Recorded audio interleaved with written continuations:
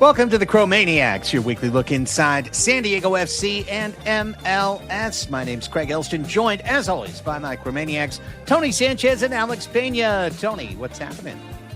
Well, I mean, I didn't go down to El Infierno, but it feels like an infierno here in San Diego. So, salud, long night, long travel. But we got to talk about a game that happened yesterday. Alex. Man, you took my line. I was just about to say that too, but in English.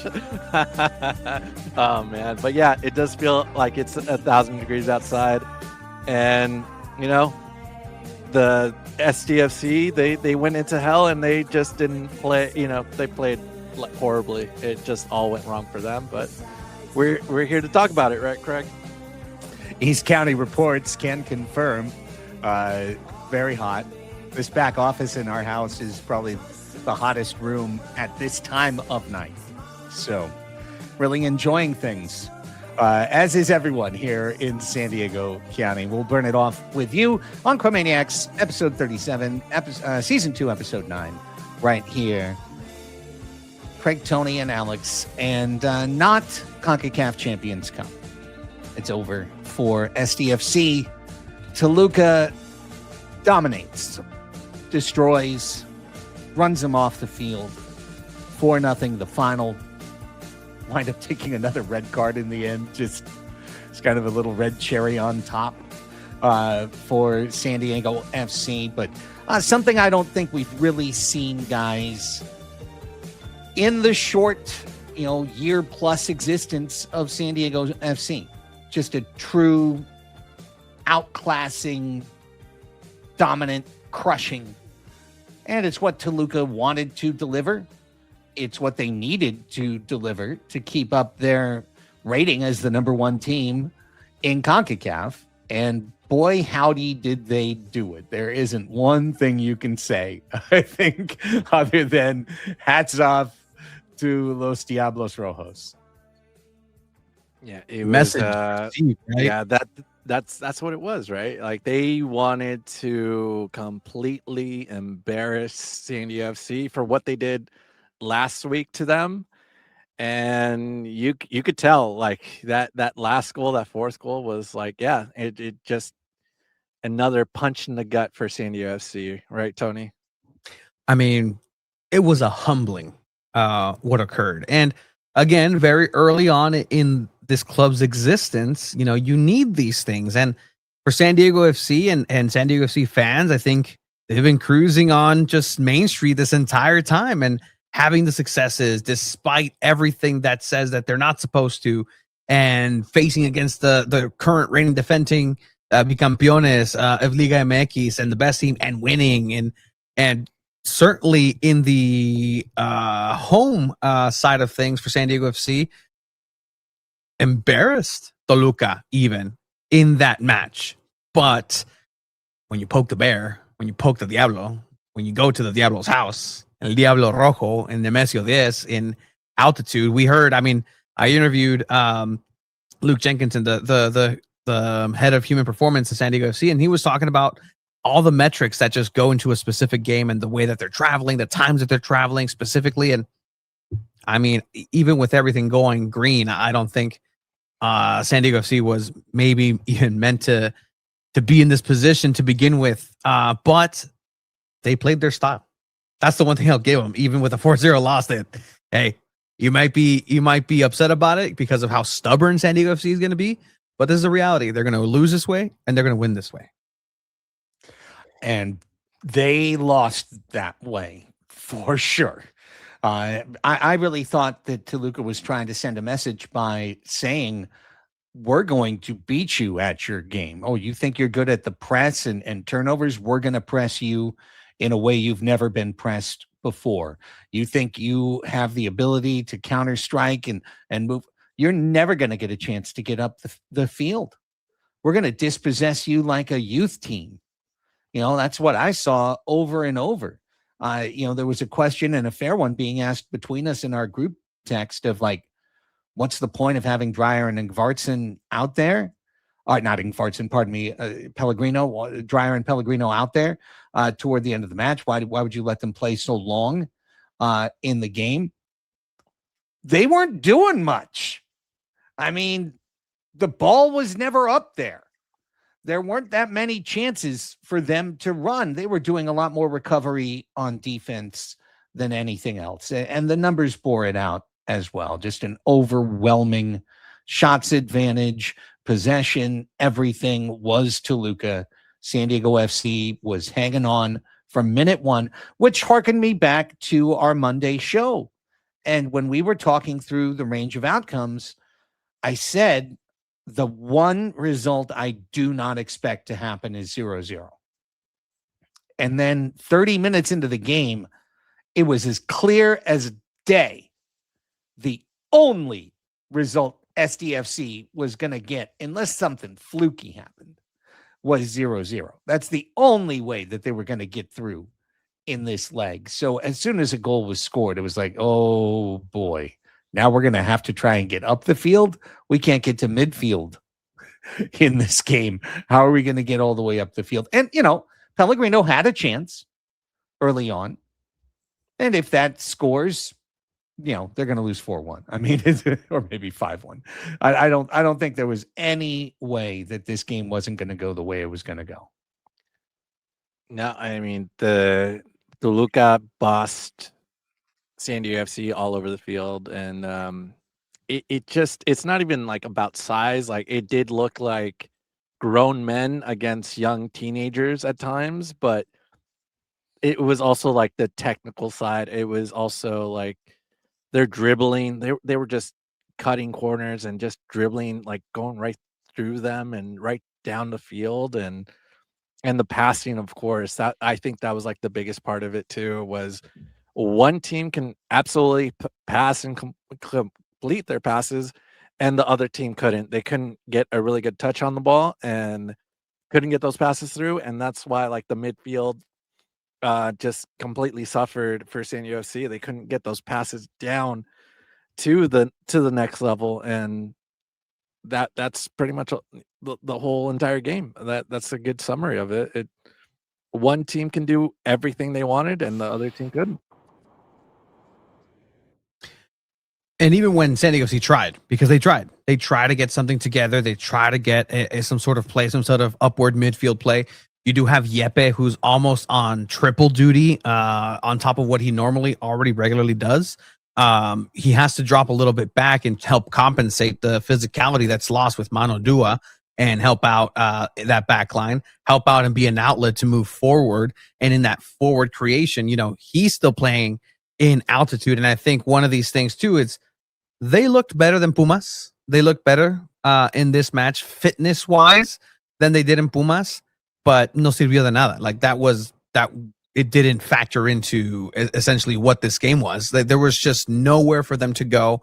When Dreyer had the ball, he was very ineffective because they had every answer already, as if they knew what he was doing by covering all of his outlets. He couldn't make other people better because there was just nobody available and open in those spaces, in those situations. And Toluca certainly came out attacking from the back. They even said, hey, your goalkeeper can start an attack. Watch this. Goalkeeper to a counterattack, back-to-back plays on the right-hand side. Just incredible distributions out the back, incredible stuff to make those dangerous plays. And again, for a team that's the reason the goalkeeper has the ball on the other side is because you just finished attacking. You have to be able to drop back, but there was no opportunity there. And that's what made those trazos, those diagonals, just so effective against San Diego FC. They're trying to track back. And in trying to track back in the system that San Diego implements, you have to be just perfect. You have to be perfect. And to say the least, San Diego wasn't perfect on a lot of different aspects and facets against Toluca. Speaking of the goalkeeper position and San Diego's stubbornness, I think the first goal was just completely emblematic of all of it. Duran being asked to play out of a very tight situation, choosing as well.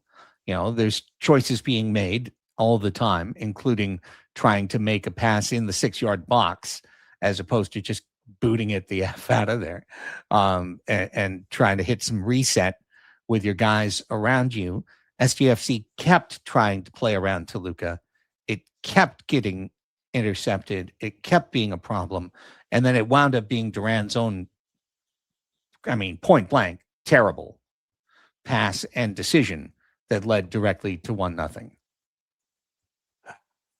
I think that's the problem about the style of play is you will get these, uh, just poor decisions that happen, and you want to play out the back. That's your style, but it's almost like it's a time and a place, right? It's a time and a place to kick the ball away and give yourself some space and room to to reset, and then but that was probably the best time to do that, and he just forced something that shouldn't have happened. And yeah, like Tony said, and I think we all said it on Monday's episode, that you had to make sure you're smart and you complete the short passes, and it seemed like SanDiego FC just couldn't do that in this match, and it's tough for Duran Ferry, who was actually making some really good saves in that match, and Yes. just that one decision, just it's a snowball effect. It just one turned into, and it just kept going, and after the next half. It's a tough situation. If you want to go ahead and look at the mistake on its own, it's a learning experience, and this is something that he's certainly going to grow from. It costs you a goal, costs you potentially momentum, costs you just got confidence. Also, a goal was already checked by VAR at this point, so the vulnerabilities for SanDiego were already there. Look at last weekend. SanDiego FC gave up a similar goal. I'm not going to say the same goal, but there were mistakes happening in similar spots in similar situations. You don't have the A team out there. I'm not saying necessarily Duran or whoever may be, but the team that you need to complete these silky smooth transitions and just cajon having moments inside the box, you don't have the team to do that right there. You have everybody who's, again, pulling double duty. You have Anibal, who's trying to get himself back once again into this form and be the physical presence in the midfield and transition and help Yepe out, because clearly, you saw it from that image that they showed right after the goal. Like, Yepe is just like he's tired. I think I mentioned to you guys, like, I think it's about 10 minutes, the level of fitness that altitude kind of affected. These players can go 45 minutes and be exhausted, be tired right after, but it doesn't mean that they can't really recover. And it's that recovery that you just didn't see as quickly from the players. And I think that's what Toluca definitely took advantage of. And overall, it's you faced a great team. You faced a big team, a champion in their house. You can't have those mistakes. But again, at the same time, when you do score, and this is where I'll look at La Afición and the fan base of like, well, you can't have it both ways. It's either you have to praise the way that they play as well, but then you also have to concede that you're going to concede and be very okay with that. And there's no real medium point right now. It's month 14 for SanDiego FC. Let them develop that. If it does become a problem now where every other team starting with RSL copies, pastes this same way of playing like Dallas implemented well, again, I want to see when everybody's out there how this plays out. And again, it's a learning experience for everybody out there. Okay, this is the direction I'd actually, if you don't mind, this is the direction I'd like to go with this discussion, because we can break down the game film and we can point out each position where somebody did something wrong. But frankly, Toluca might be of a class that SanDiego FC won't see again for years. Like, it might be a long time before they play a team as good as Toluca. Their draw, even if they're good enough to make it to the Champions Cup again next year, they may not draw into a team as good as Toluca, as early in the bracket as they did this time around. So part of me wants to basically say, okay, we learned what that looks like, right? You take this team where it is right now with this personnel, in a situation where they're playing not, weeks and weeks to prepare for that match, but instead they played 3 matches over the course of 8 days, with the third being this one. You got your ass handed to you. You got destroyed, 27-2 shots or whatever it was. You got dominated in every sense. So move on. You're not trying to win Liga MX. And now you're not going to win the CONCACAF Champions Cup. But what you are good enough to do is win MLS and to put your focus back to there. And my curiosity is going to be, does getting beat in such a decisive, destructive manner as SDFC was, where it was almost like reverse proof of concept. I'm going to show you every way in which your concept is wrong now and how you're going to be destroyed. You are too young. Your lineup is too vulnerable. What you think you can do, you cannot. We're bigger than you. We're faster. We can do it better. You're done. Oh, you're cute forward. That's nice. Send him back. You'll never get a ball to him. He's never going to get out there. This third of the field, don't worry about it. You'll never get there. But Sunday, it's not Toluca. It's Real Salt Lake. And I'm curious whether losing 4-0 is something that will affect this club's confidence going into their next match and next set of matches, because they didn't just lose, they got knocked out in the first round by a haymaker. Mm-hmm. Yeah, and I guess for some people that was expected, right? That you can get through Pumas, but you're going to have trouble with Toluca, and just because their roster is just much deeper than SanDiego.FC. And I think what this tells me a little bit is that you need a little bit more depth in the roster. Like, when you see Morgan and, I mean, you didn't have Vartson, but Morgan and Dreyer and Pellegrino out there, and like the first guy they call out is like David Vasquez and then Alex Mighton. That's not really good enough depth to try to turn this thing around and try to win a game. Just imagine if this is like the playoffs and that's all you got. Like, you're gonna need a little bit more, and it also, like, on the back line, like, if someone goes down, it's going to be Ian Pelcher or Oswald Sue being out there. Like, you're going to need Reyes. You're going to need somebody that's going to give you a little bit more in terms of just a veteran presence and just overall size too.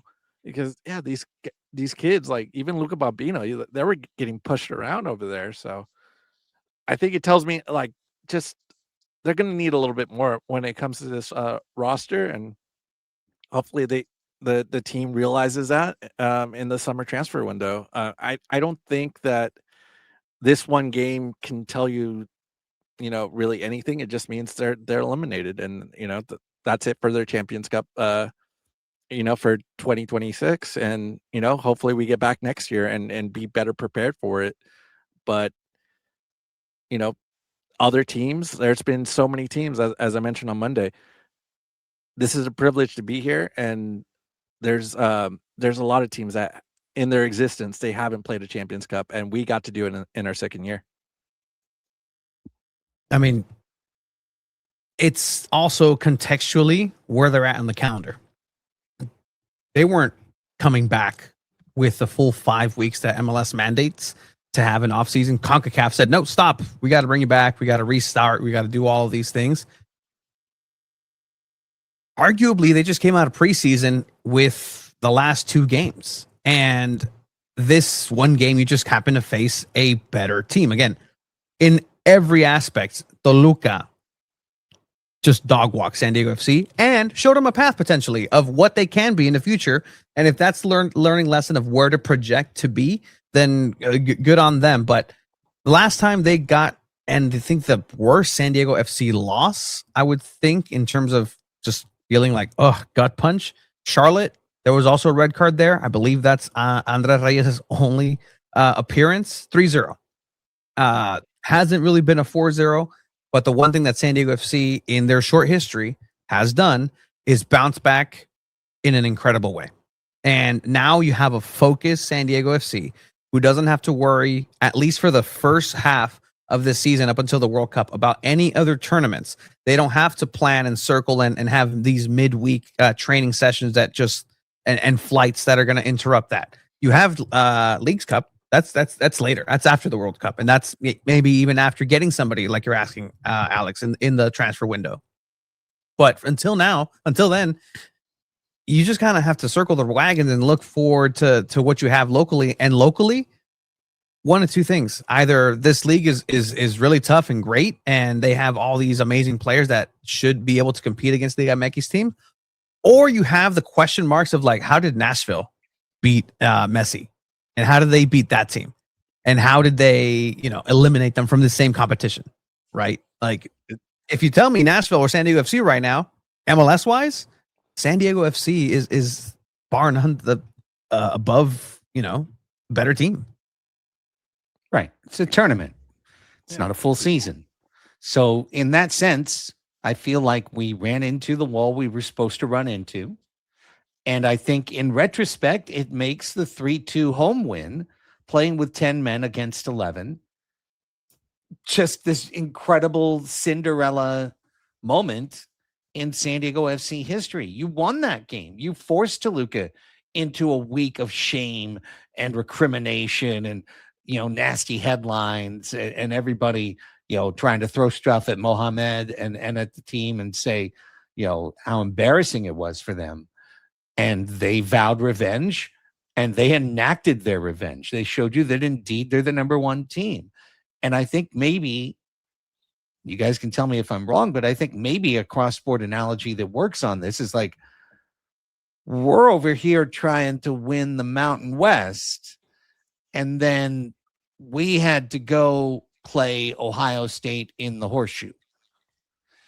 And you got your ass kicked, but that's what's supposed to happen. So don't count that as like the only thing you see in the mirror. Instead, ignore it and move on to the next winnable thing back where you are in your league in MLS. Go beat Salt Lake. Dang, you're calling MLS Mountain West? I mean, I don't know if Mountain West to Big Ten is appropriate for MLS to Liga MX. You might want to, pick your conference of choice. But I think when you're talking about the level Toluca's at, they're not just an team, a team from Liga MX. They're the team right now from Liga MX. And even without Marcel Ruiz, they were able to run circles around him at home. So why should we look at that as anything other than, okay, they beat Little, we played out of conference, let's move on and establish where we are and keep our feet on the ground. Yeah, and I think it's also the level of competition we had to face. We had to face Pumas and Toluca, and other teams are facing teams from Jamaica and Costa Rica. What does that tell you? I mean, it's just we got the short end of the stick, and this is the path we had to go, and we had to face the top team in Liga MX, and I don't think I would call it. It's just I think the team is tough, but I think San Diego FC is trying to face that like weight class, I guess, a little bit and trying to stack up against them. I think that's probably the team they want to be in maybe a couple of years, but obviously this is year 2, right? And we have a bunch of teenagers running around, and we can't compete against that. But I think one of these days we will be that dominant team that everyone's going to be scared of, including Toluca. Maybe a few years once these guys develop a little bit. But yeah, I think it's just the way of the tournament right now. Yeah, if we had an easier path, I think we could probably be in the next round, but didn't happen that way. On paper, the LA teams are just going to be like, "Hey, we qualified, and then we finally have something over San Diego team, a San Diego FC team." Woo! Well, yeah, this tournament is supposed to be the best of the best of the region, and just unequivocally, San Diego FC and MLS is one of the best of the best. Like that's just a fact from here on out. But this way of really kind of playing, and I think I'm not sure how you guys took it, if at all, because clearly Toluca felt slighted and disrespected by San Diego FC in the way that they carried themselves. Do you guys feel like that happened at all? An overconfidence of San Diego FC, a naiveness that kind of went in there as well, just kind of, there's nothing to lose, so let's see where this kind of goes, because I think Toluca just took it a little bit personal in the way that Mohamed and even in the previous in the pre-match meet availability for Toluca, they were like, "Oh yeah, no, like this is what's going to happen, and it's fine. We're not even worried about it. Like this is just another game, another a peasant team that just happens to walk into our stadium, and we're going to put them in their place." And they did, but was there an overconfidence by San Diego FC going in there? I think the second thing you said is the one I would appreciate more, which is naivete. I think there's a little bit of naivete to, and appropriately so, to a young club that doesn't know what they're up against, essentially. And for Toluca to feel like SDFC was walking too tall, well, that's because Toluca lost 11-10. So that's just their own embarrassment projecting to the opponent. That's nothing less than that. I don't think you saw anybody, over celebrating. Maybe they didn't like the fireworks at Snapdragon. I don't know, but I think you saw yesterday what it looks like for a confident team to destroy another team. And that's what Toluca did. So whatever it was, I don't think it was necessarily overconfidence. Although, in saying that, what you're really saying is, SDFC, you should have only and exclusively parked the bus.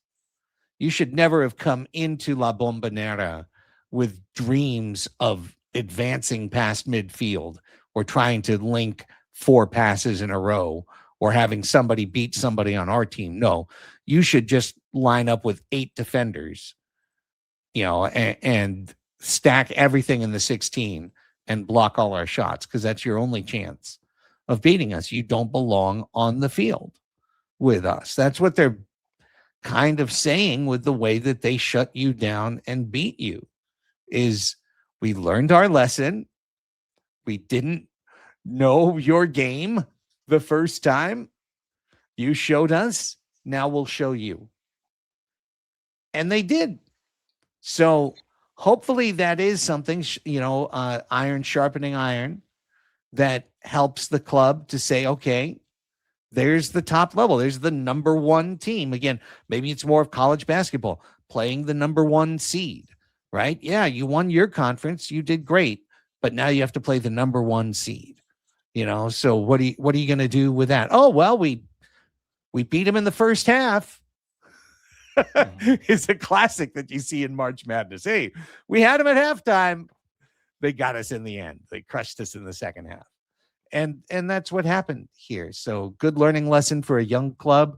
Now refocus, because you have a chance to not just be a young club in MLS. You have a chance to be a great club in MLS. And the path to doing that is to take advantage of this first half pre-World Cup schedule, beat the teams in front of you at home, beat the lesser teams with losing records that you're supposed to beat, and then carry that momentum into a transfer window where you might get better. Yeah, that's all you can hope for after this. And I feel like Toluca took this very personally. And then I think for Mohamed, he wants this trophy. Like this is like the one that keeps getting away from him, and he really wants it. And even down to the players, like I caught a little bit of their media availability, and they were very focused. Like they're committed to winning the match. They said they wanted the ball. They felt like the altitude was going to help them, and sure enough, everything they said was true. Like even Mohamed added, like they wanted rhythm in the game, and yeah, they did everything they did. So, yeah, hopefully this just is another learning lesson for a young club, and they can go out and either do well in the season and get that supporter shield, go out and win the MLS Cup, or do well in Leagues Cup. There's still plenty of opportunity to get a trophy in 2026, and I'm still hopeful that it can happen, even with the pieces they have now. Don't forget Baja Cup. And I always forget about Baja Cup. Well, Oh man, lights out for me. Oh, hey, well, they did just announce the Baja Cup is going to be on in September, and then tickets are on sale now if you're interested. but, and again, this lends itself to, hey, maybe San Diego FC just isn't good in Mexico City, and then Mexico City adjacent, right? In these, but this is why you play these friendlies. You go to Mexico, go play at Cholos Quintles instead of having it over here. Like, this is what you gain. You can get experience.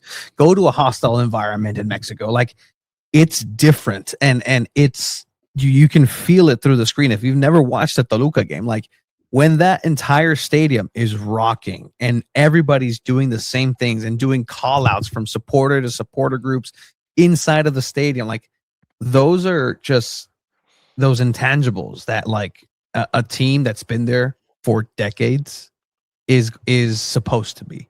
And it's built right in the neighborhood. It's built exactly for those types of working class people, and they have their heroes, and it's a legendary club with legendary players who played in a legendary form, bicampeones, back-to-back champions. Like, this is what they're supposed to be doing.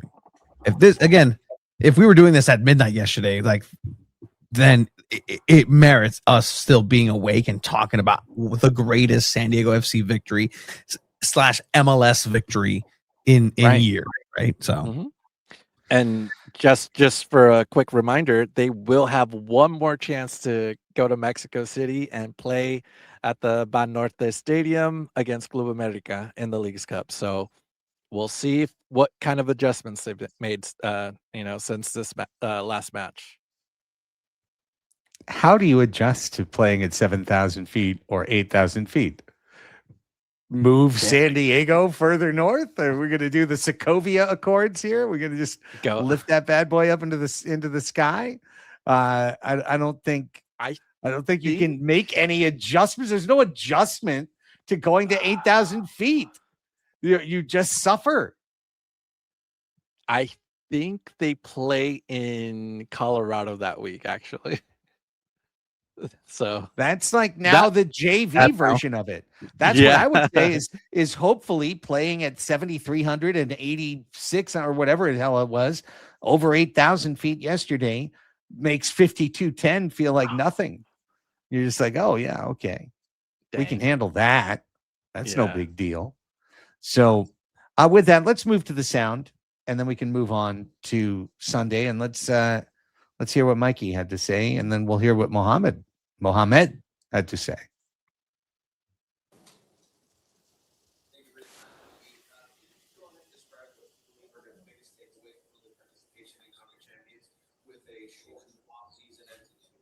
Essentially, I'm asking, your tournament's over. How do you feel? What lessons did you learn? Yeah, a few takeaways are we have a really good fighting spirit about the group. You can see that we didn't give up ever. Even in 3-0, we felt that we could get to 3-1. And if we got the 3-1, then anything could happen. That 3-2, I think that we maintained the composure and the willingness to fight the entire time, even when we got another red card, 3 red cards in two games. I think the other thing is that, we can go toe-to-toe with the top teams because Toluca is the top team, 2-time champion. Most recently, and although today's game got ahead of us, I think we cannot forget the game we played with 10 men for 70 minutes in San Diego, and how we were able to pull that win off. And then for the young players, I think it's a great experience for all of us, to be honest, because we have a lot of guys who never played this tournament, a coach who never coached the tournament, and a club that didn't exist 14 months ago. So we take all of these experiences, and we won't shy away from strong self-reflection of that we can play better. But at the same time, we also know that we can use a lot of this experience to get better and to make sure we're more ready the next time around. It's a great answer. Honestly, I mean, that's exactly right. They should be proud of the things they accomplished. They played as hard as they could. They did fight at 3-0 a long time. I did think all the time about if they did get one, all of a sudden Toluca could be, clenching their cheeks, saying, oh my God, if they get one more, all of a sudden, it's extra time. Now what? But Toluca poured it on, and they took care of business, and that wasn't going to happen. But as not for a want of trying is what Mikey is saying. And as you said, kind of to start the show, Tony, they went down playing their style, getting, their style broken to smithereens, and still playing it and saying, we're going to keep trying to do what we want to do against the very best club in North America. And they did it. And that's the thing.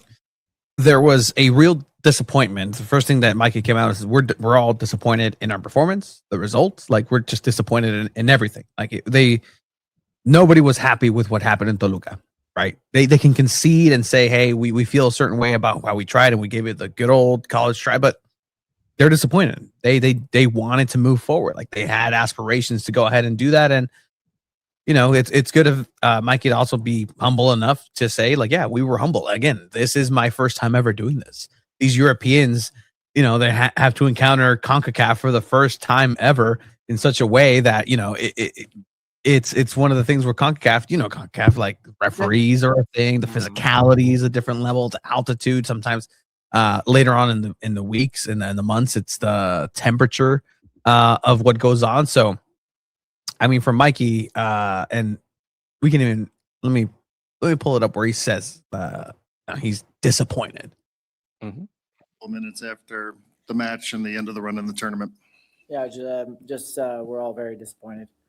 At the end of the day, we lost to a very good Toluca team and big club, but we're disappointed because we know that we didn't play a good enough game to move on. And we were beaten, and we're just not there yet with our ball possession away in altitude in a big game like this. And we'll take a lot of learning lessons from this, but right now it's about taking it on the chin and getting better and changing the chip, because we have a long season and we gotta get going in a few days, and we'll be ready for that. Once again, flush it and move on. That's what's got to happen for San Diego FC. If you dwell on this game and then all of a sudden you look back and you're going, well, we let the result go at Dallas. We got blown out at Toluca. We come home. We're supposed to bounce back against RSL. RSL upsets us. Now we're going into the next match wondering what's what. That's where you don't want to see the line dissolve. You want to hold the line right here and reestablish that identity and that swagger and that confidence. And frankly, I think coming home and not playing Saturday, having a chance to wait until Sunday to play, I think those are big things in favor of SDFC to do what they want.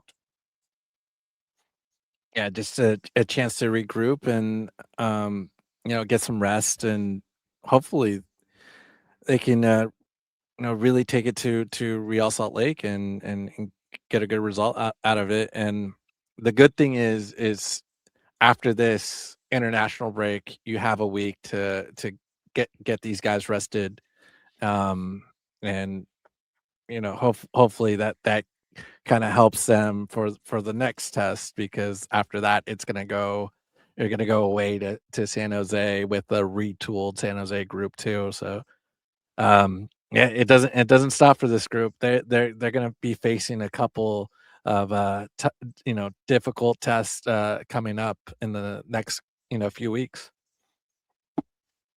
I like world building. San Diego FC in their year and months of existence needs that. You need your villains, you need your antagonists, you need your your stories that you're going to pass on down. Antonio Mohamed right now has to be up there in Palpatine level. When you barely find out oh, he is all that powerful, he's the Sith, oh, okay. Antonio Mohamed kind of leans into it. Last time everybody was kind of he's talking about the ball, he's talking about just wait in altitude, and he gets back home before the match and is like, this is nothing. San Diego FC is nothing. We're not worried. Let me flank myself with Alexis Vega, the number 1 guy in Mexico, and my number 9. What do you have to say, Alexis? We're not even worried about this, guys. We have this. And to have that happen, next time these two teams, whenever that may be, this is what's going to get circled back to. This match, this 4-0. Whenever all those Toluca fans in Snapdragon come back, a lot of this is going to happen. So with that, you want to hear something, Antonio Mohamed? Yes, that's what I want to hear. Bueno, no, contundente no fuimos, y no terminaba 10-0. Fácil, para empezar a hablar. No, nunca. Al contrario, cuando vinimos el partido pasado, dijimos que había sido un accidente. No nos pudimos adaptar a la cancha. Nos golpeó lo de Marcel. Y quedó demostrado. Ayer en la conferencia dijimos que hay que demostrar en la cancha y no hablar tanto. So for our audio listeners, just saying, you know what? Last time we came out in the press conference, we said that Marcel, him as a player going down, hit us hard. We weren't used to the pitch. Also on that saying no, this wasn't an outright ass whooping. No, that would have been 10-0. We're not talking about a 10-0. We're just merely talking about a 4-0. And just kind of making sure that everybody's aware that we said we're going to demonstrate it on the field. None of this talking business. We're going to demonstrate it on the field. Ayer en la conferencia dijimos que hay que demostrar en la cancha y no hablar tanto. Ellos, después de ganar, dieron la sensación de serie liquidada. Y nosotros... So he's saying that, hey, after last match, San Diego gave the sensation that this match and this tie and both of these series was already liquidated.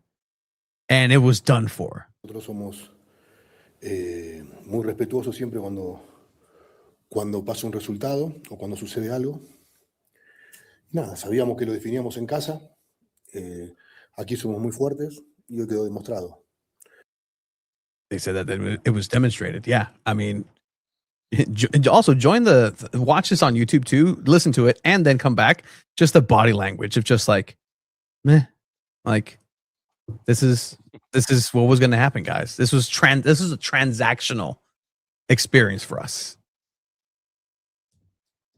In my experience, that's also the needed machismo of an alpha leader who lost and was humiliated on the road.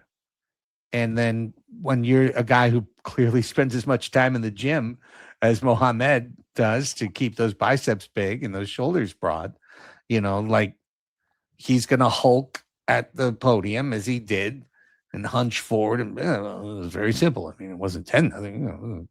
We told you we'd stop talking and we'd play, and we played. Now, I don't even think it's I don't think it's disrespectful. He's just very matter-of-factly stating, we told you we would, they thought maybe it was over after one leg, but we knew we had the power at home and we're going to bring it here. And then we showed them that. And we didn't have to talk. We showed them. And after the game now, we move on. True. See ya. Somebody tracked the number of that train that ran over us on the way out. But those are facts. We got nothing to say. Yeah, that result last week really bothered them. Look,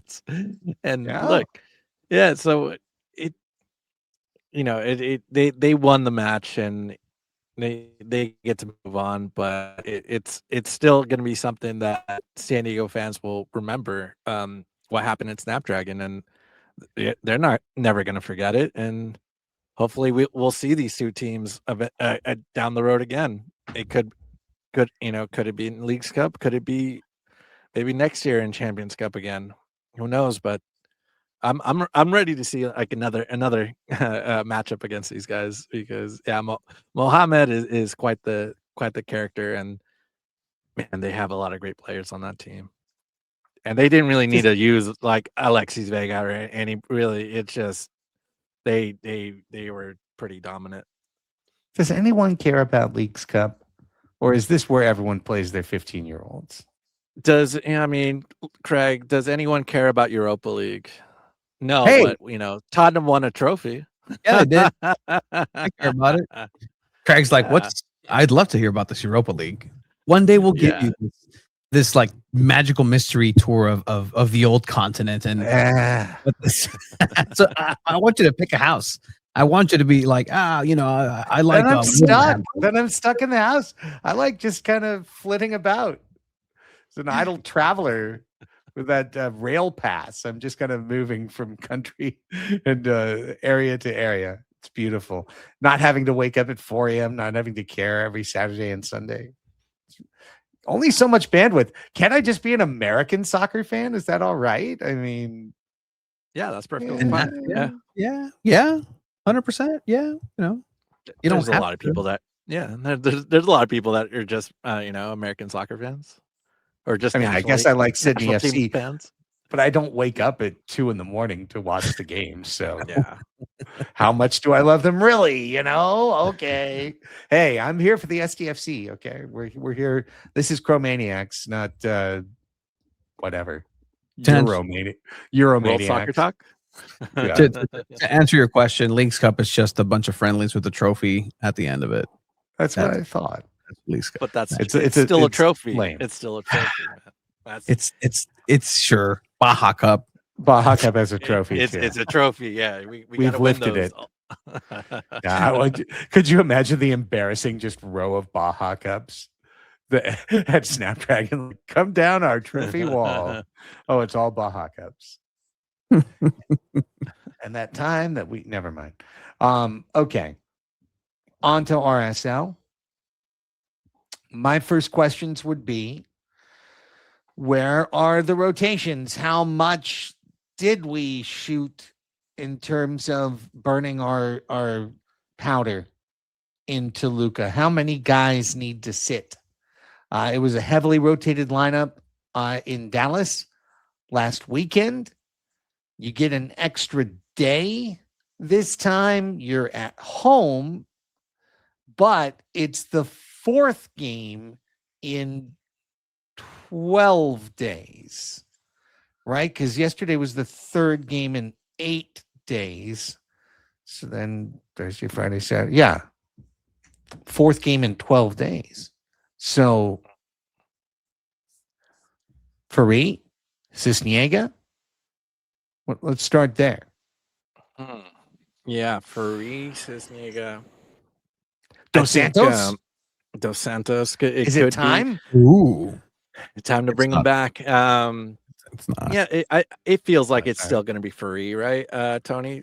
Like it's his job to lose, and even with the 4-0 stomping yesterday, you're going to get some of your regulars back and play this RSL match. So, is it going to be Farid?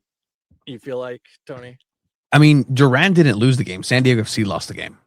Duran actually had a really good showing individually, outside of obviously the one mistake. He had a little hand in it, though. If in all that, Mohamed, just kind of speak somewhere in there, he actually was very complimentary of Duran for saying like he had an amazing game. Like goalkeeper on the other side still had an amazing game. So I think there's a chance that Duran starts as well. Again, you're back in your own competition in MLS. Even the best of the best can't necessarily counterattack the best SanDiego.FC style of play. And with Duran right now, I think that's still the way to go. And you still need to kind of build back confidence and build back, what that moxie that you have. And yeah, you have a black eye, but you have to be able to come back and showcase that as a battle scar. And I think that's what San Diego FC needs to come back as. It's not the wounded lion that kind of got their ass kicked. No. Like, you're gonna go back to the gym. You're gonna go back home. You're gonna go prepare. And I can see definitely Duran starting this one again. If Cisniega starts, sure, another confidence booster, because he just let in 2 goals, got a penalty that should have been potentially a red card, had a mistake himself. So mentally, I mean, we're kind of on the same place. Which, again, if CJ gets into sneak in there somewhere, it's because, you know, one of these goalkeepers may not mentally be there, because CJ also, I don't think, is match fit in terms of not necessarily physicality, but just isn't ready to go back out there 100%. And that can also be a story to go by. But either way, the goalkeeping position, I don't think, will be the biggest focus for San Diego FC. I think it's going to be just kind of that midfield. Like, Yepe has run a lot. I've heard that he has the biggest of engines, but even the biggest of engines also needs to kind of come back a little bit. And if that means he comes out at the end of the game, just to get that match fitness, starts at 45, and then somebody comes in, San Diego FC should still be winning this match. Like, they should still be winning this match. All right, let's get to the guys who are back. Manu Dua, Marcus Ingvartsen. Obviously, we're both red carded out of the Toluca match.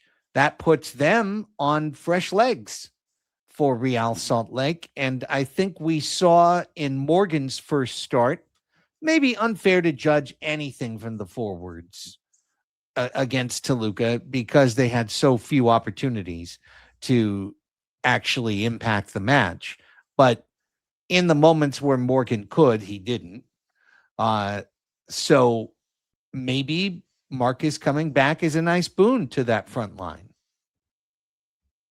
Yeah, I agree. The Lewis Morgan starting was a little questionable, because he never started before for San Diego FC prior to this match. And then, you know, you give him 60 to start off in elevation, and you know, it was a top 60 probably for him, you know, trying to still work his way back from injury and everything. So I could see Mbartzen starting for him, with Morgan, you know, doing the same role as he did prior, just come in for like 30 minutes if needed. But yeah, I think, yeah, Mbartzen really is going to be needed in this match, because you had Dreyer and Pellegrino going a full 90.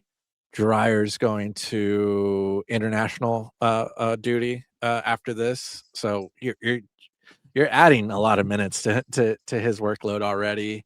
It's not just him, but Ani Valakari, David Vasquez, Luca Bombino, they're all going on international duty. And man, it just you're kind of, you know, wondering if like any of those guys are going to really be ready for this match and give you what's needed, or is it going to be, you know, another rotation day for San Diego FC? But again, based on what we've heard and what we've been told by Mike Uvadas, who has been right, and next man up. And I think, you know, you are going to start to see Oswald Sue just kind of, again, be tested in that kind of role where, you know, if McVeigh's going to get rotation as well. Or do you go back and say, you know, you got a red card, but the red card doesn't really factor into the season because you don't play this tournament until next season? Is he going to get some playing time? Ian Pilcher out there as well. Like, just, this is going to be another rotated squad, and I'd be shocked if it's not. But on the other side of things, San Diego does like to redline their players, knowing that there's only one game moving forward, and knowing that they still may have something to exhaust and get out, and then switch them off in the 45, 60-minute mark, and then throw in all those substitutions. I can also see that depending on the game flow. But again, San Diego FC at home right now, from what they've proven already this season, should be taking this one. But you say no, Alex. It's not going to be as easy. No. Yeah, I already have some good news and bad news. Good news. Diego Luna he's been dealing with a knee injury, to start the season. Bad news, he's back just in time for this game. He played 20 minutes on the last match against Austin, and now he's back. And that's another threat. Real Salt Lake has done like the opposite of what we saw FC Dallas do. Or any of these other teams really. They didn't really add in the winter transfer window, but Real Salt Lake did. I mean, they've been adding from international, from their even from their homegrown, from their academy players. Like they added Stein Spearings from Brondy, Morgan Chilavogi from RC Lens. That's in the French league, Craig. And they just they're retooling to be a better team than they were last year, and it's been working. They lost the first match of the season, and they won 3 in a row already. And they're looking to make it 4 on Sunday. So this is going to be another like attacking team. They want the ball. They shoot a lot. The only difference between SanDiego FC and Real Salt Lake is just that San Diego gets their shots on target, and Real Salt Lake shoots for the shooting habit of it. They don't really get their shots on target as much, but they're trying to shoot. They're trying to score a lot, and they do have a young Xavier Gozo too that's knocking on the door for the U.S. men's national team too. The kid's very impressive, probably the best player on the team.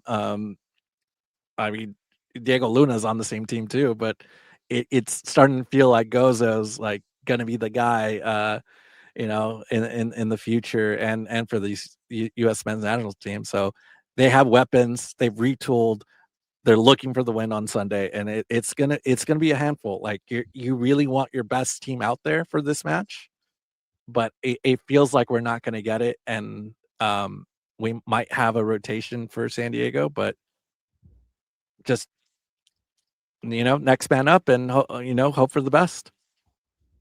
So Craig, is he the optimist Padres hot tub guy or the pessimist? You were saying, I mean, like today or every day, because every day it's definitely the pessimist. okay. Yeah, he's shown some unnaturally optimistic discussion of this club, but they just fed him a 0-4, so that's going to I'm a little down. Yeah. It's going to affect the algorithm just a little bit there. Yeah. Well, that's why, at the 20-minute mark of the show, I was like, okay, I almost am tired of talking about Toluca. Like, my question is, how does Toluca impact the team going forward?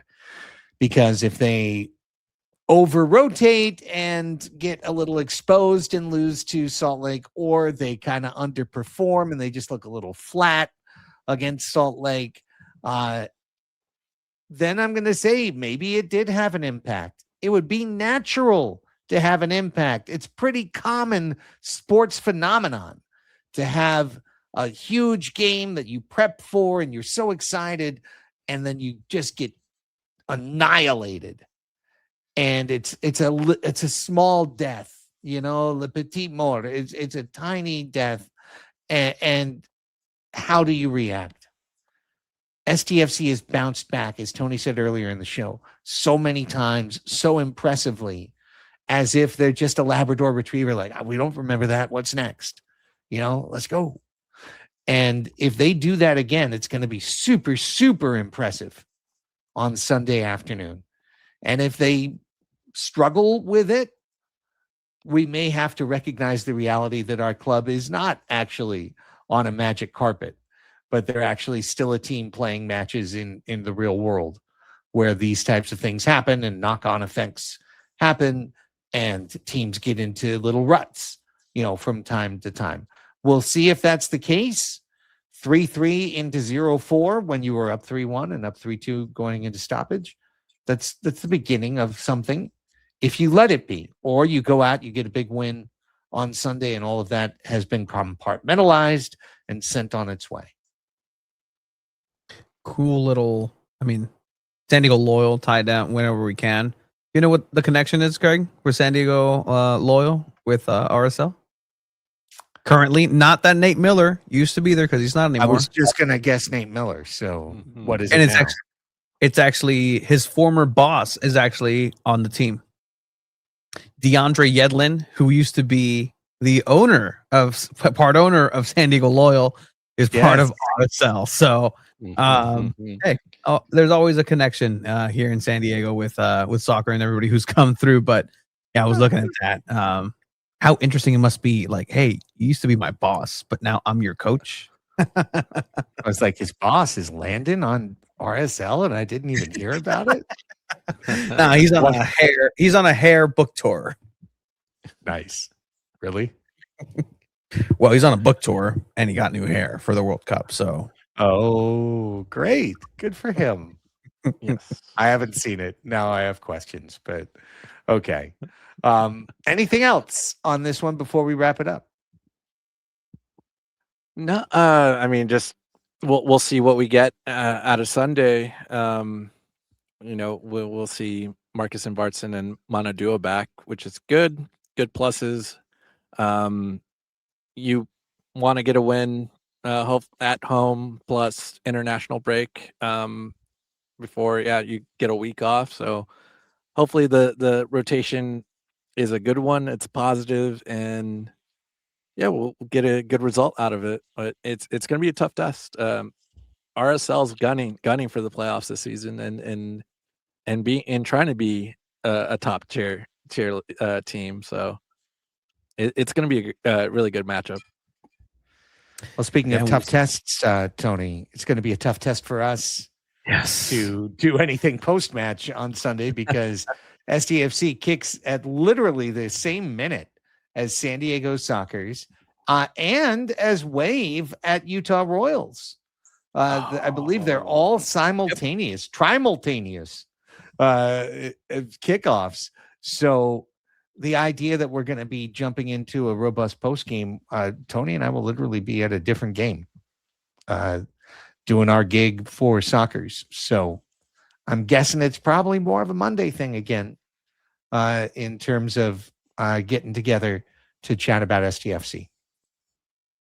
Yeah. And I mean, if San Diego FC beats RSL 5-0, like with like a hat trick from, I don't know, pick a guy.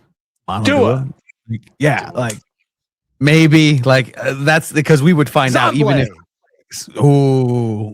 I think they'd be good. But hey, there used to be a time where there wasn't as much soccer in San Diego, and now it's pick and choose. Hey, go watch a soccer game with the games on your phone, and get your wife's phone and watch the other game on that one too. There you go.